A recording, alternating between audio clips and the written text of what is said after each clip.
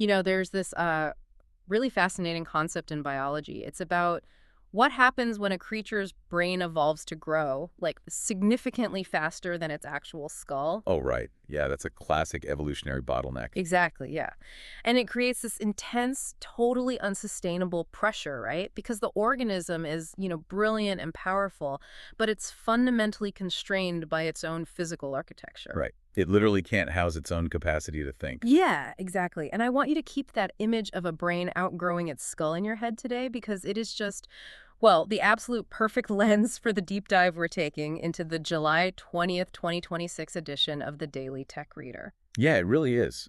Because today we are looking at what happens when the most valuable artificial intelligence company in the world, Anthropic, is growing so incredibly fast that it literally cannot find enough computers to run its own brain. Right, and it forces them into some highly unusual corners. Oh, absolutely. Yeah. It creates this massive ripple effect. I mean, it touches everything from macroeconomic cloud architecture all the way down to, the software you're probably using on your laptop right now. Yeah, so today we're tracking a very specific, honestly very strange chain of events centered around Anthropic. Okay, let's unpack this. Let's do it. We're going to trace a whole journey today. We're starting at a mind-bending trillion-dollar valuation, and then we're moving into a totally unexpected multi-billion-dollar handshake with Meta. Which nobody saw coming, by the way. Right, and then we'll see how that trickles right down to why your personal access to your favorite AI models actually changed today. Yep. And finally, we're finishing with a look at a somewhat controversial philosophical movement that's basically standing right at the finish line, just waiting to inherit this massive windfall. Yeah, it's a huge story. And to understand the micro stuff, the access changes hitting you today, we really have to start with the macro. Right, so set the stage for us. Okay, so the macro picture is just staggering. Anthropic's IPO valuation projections have, as of now, officially crossed the $1 trillion mark. $1 trillion. Right. And what's fascinating here is the underlying math that's actually driving that valuation. According to the projections, Anthropic is now the undisputed revenue leader in AI. New absolute leader. Yeah. They are on track for roughly $47 billion in annualized revenue for 2026. $47 billion. I mean, let that number settle for a second. That is not just a successful software rollout. That is a structural shift in the entire global economy. It really is. But I do want to push back on one element here, because the sources mentioned they are reportedly profitable. Yeah. And in the AI space, where computing costs usually just burn through venture capital like a wildfire, profitability seems almost impossible at this stage. How are they actually pulling that off? Well, the primary drivers are Claude Code and this really deep systemic enterprise adoption. Okay, so business to business stuff. Exactly. Businesses aren't just, playing with this technology as a fun novelty anymore. When a Fortune 500 company integrates Claude Code, they are embedding it at the API level into their core operations. So they're completely relying on it. Yeah. They're automating customer service, they're generating production-level software, analyzing proprietary financial data, all of it. And that type of sticky, high-volume enterprise subscription, well, it generates massive recurring revenue streams. Right. Streams that actually outpace even their astronomical computing costs. That makes sense. And the sources also note that their last funding round put them at a $965 billion valuation. But investors are reportedly looking at that $965 billion as a floor, not a ceiling. Yeah, and that distinction is huge. Defining that number as a floor implies that this is the absolute minimum baseline of their worth, mostly based on those guaranteed enterprise contracts we just talked about. Wow. The ceiling, though, is entirely unknown, especially because they currently have a massive strategic advantage regarding their initial public offering. Oh, right, the IPO timing. This part feels like a strategic masterstroke to me. Or, I don't know, maybe just incredible luck. Probably a bit of both. Because OpenAI, their biggest rival, had targeted a September IPO, but they literally just postponed it to 2027. Yeah, they pushed it back a whole year. It's like watching a marathon, right? You've got these two elite runners matching each other stride for miles, and suddenly, right as the finish line comes into view, the biggest rival just decides to pull over and take a water break for an entire year. That's a great way to put it. Anthropic is essentially sprinting through the tape completely alone. Right. They have an unopposed October target window for their U.S. IPO. And then having the entire stage to themselves, It basically guarantees maximum institutional investment. Everyone's going to pour money into them. Because there's nowhere else for that AI investment money to go this fall. Exactly. But, being a new tech titan comes with this absolutely insatiable appetite. Maintaining a $47 billion revenue run rate requires an unfathomable amount of raw computing power. Because all those enterprise queries take hardware. Tons of it. Processing billions of agentic queries, complex code generations, enterprise-scale data analysis. It takes physical hardware. Millions of highly specialized chips. Here we go. The brain outgrowing the skull. Precisely.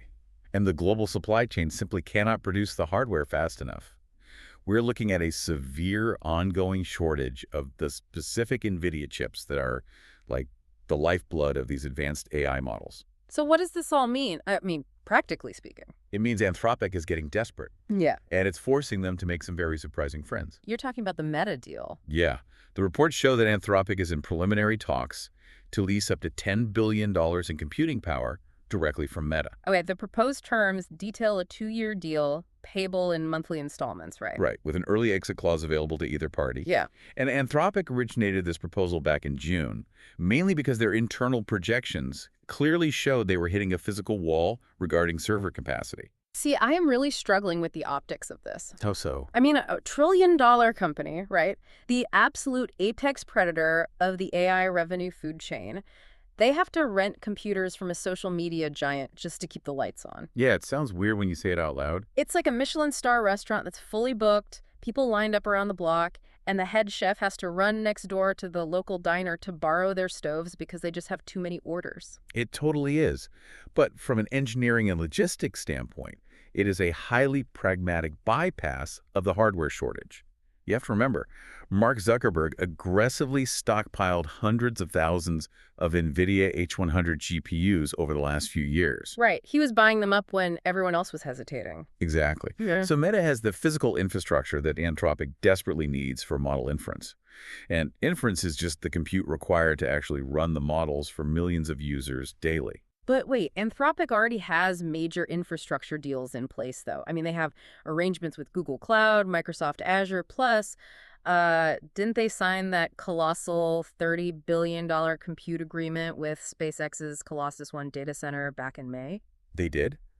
But those existing deals actually highlight the severity of the problem. How so? Because even with Google, Microsoft, and SpaceX providing these massive data centers, Anthropic is still burning through compute faster than those partners can rack new servers. Oh, wow. Yeah, so this $10 billion Meta deal is just one piece of this frantic global scramble to secure infrastructure. But think about what this does for Meta.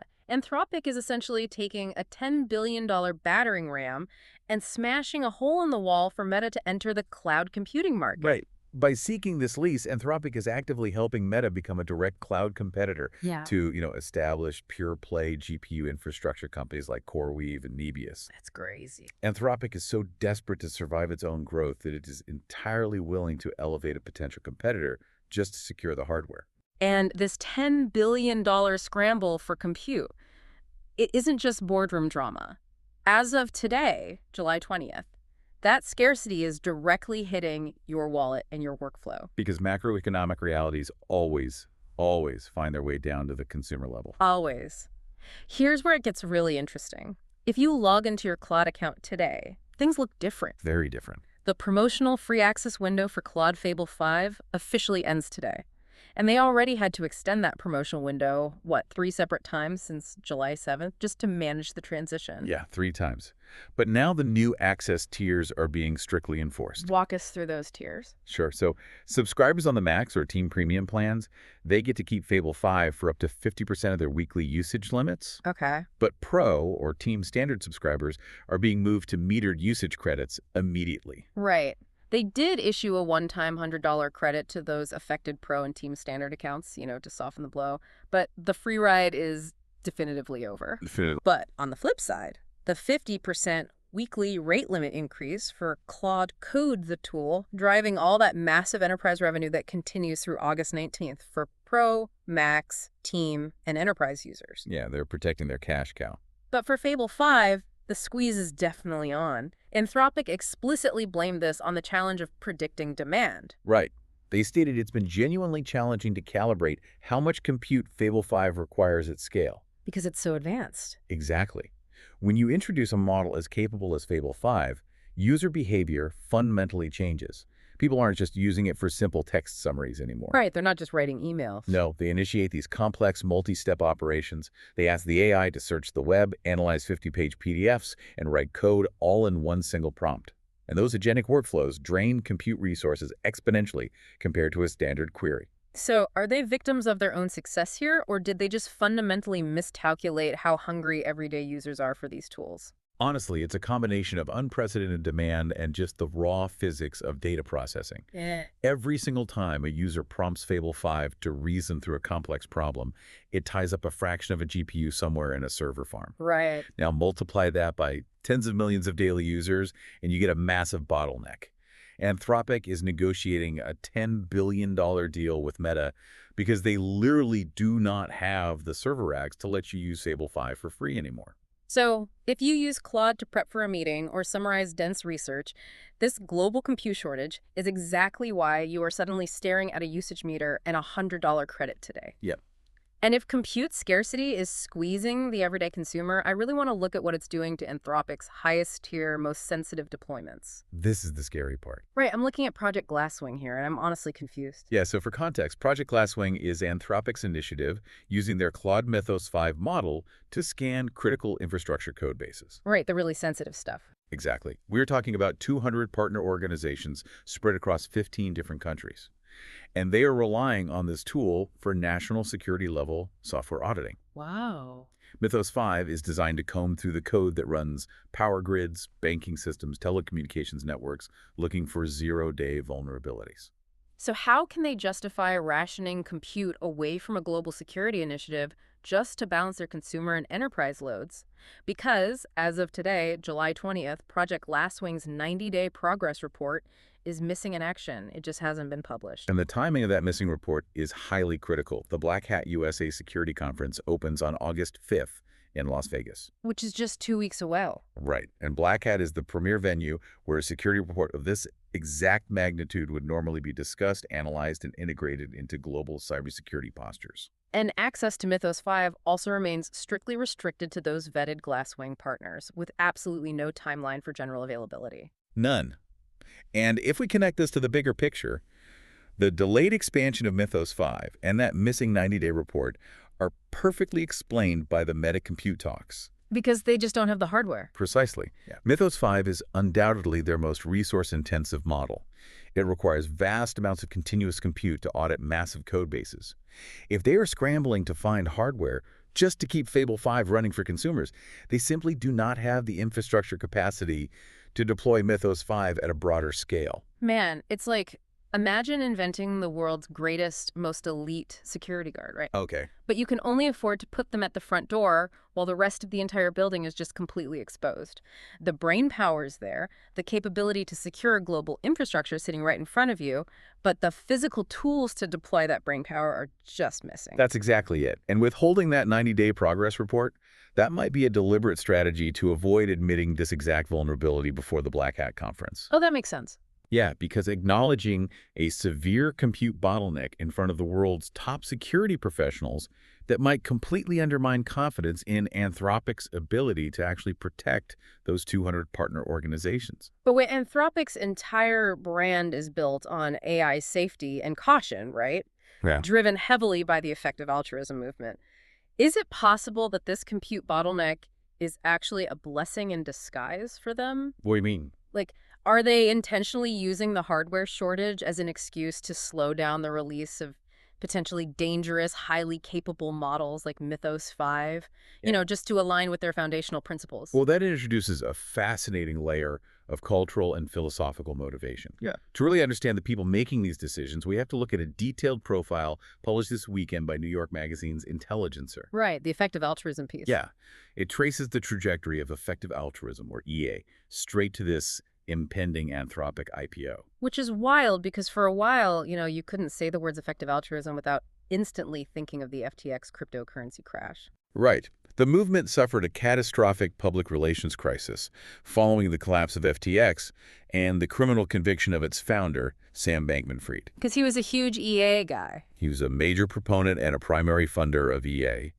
And after that, the public narrative really shifted. People started viewing EA as just a philosophical cover for reckless tech hubris. But the New York Magazine article highlights that several of Anthropic's co-founders and senior employees still have deep, ongoing ties to the effective altruism movement. Very deep ties.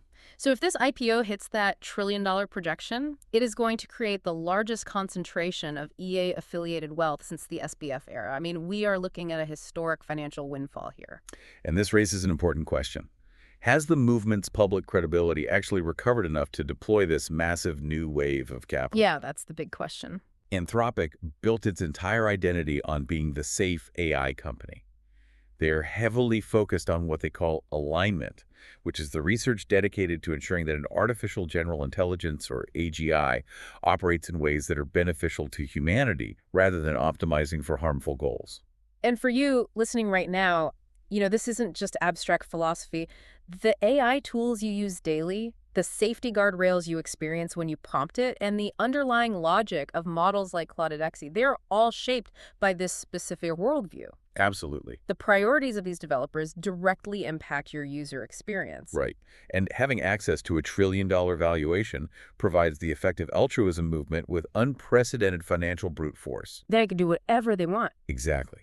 They could theoretically use this capital to dictate safety standards across the entire tech industry, funding alignment research at a scale that basically forces competitors to adopt their ethical frameworks. It is a wild contrast. I mean, they are moving from a disastrous crypto collapse to potentially holding the regulatory and financial reins of the most important technological leap of our lifetime. It's a huge comeback story, if they can manage it. Let's map out the causal chain we've explored today, just connecting all these disparate pieces. Good idea. So we begin with a staggering financial reality, right? A projected $1 trillion valuation driven by an unprecedented $47 billion revenue stream from deep enterprise integration. Right, and then that massive software growth triggers an immediate physical crisis. The global supply chain, which is constrained by NVIDIA chip shortages, simply cannot produce the hardware required to sustain it. Which then forces this infrastructure crisis where Anthropic has to negotiate a $10 billion compute lease with Meta. It's a totally unconventional move just to bypass the hardware bottleneck. And that hardware scarcity trickles down instantly to the consumer level. It explains why your free access to Fable 5 ended today and why users are now looking at metered usage credits. Right. And then on a macro scale, that exact same compute scarcity is stalling the global rollout of the Mythos 5 security model, leaving a critical 90-day progress report unpublished just weeks before the Black Hat Cybersecurity Conference. And all of this culminates in a historic IPO set to deliver an unimaginable financial windfall to the effective altruism movement, providing them the leverage to potentially dictate the future of AI safety globally. It's all connected, but, there is one final unaddressed implication in these sources that we really need to sit with, and it goes all the way back to that $10 billion handshake with Meta. Oh, right. Anthropic is leasing compute from Meta, effectively single-handedly bootstrapping Mark Zuckerberg's company into a major cloud provider overnight. Yeah, that lease provides Meta with the capital, the scale, and honestly, the external validation to build out massive data centers that could rival Microsoft and Google. So here is the provocative thought I want to leave you with today. If Anthropic is the absolute revenue leader driving this AI revolution, the one with the trillion-dollar blueprint, are they inadvertently funding and training their future biggest rival? Wow. By giving Meta this massive entry point into cloud computing, is Anthropic basically handing them the very playbook of how a trillion-dollar AI company operates? In their desperate need for a larger skull, they might just be building a stronger predator. That's a really unsettling thought. It's definitely something to mull over the next time you watch that little typing indicator on your screen. Thank you for taking this deep dive with us today. Keep questioning the forces shaping the tools you rely on, and keep looking for the pressure points where the brain pushes against the bone. We'll catch you next time.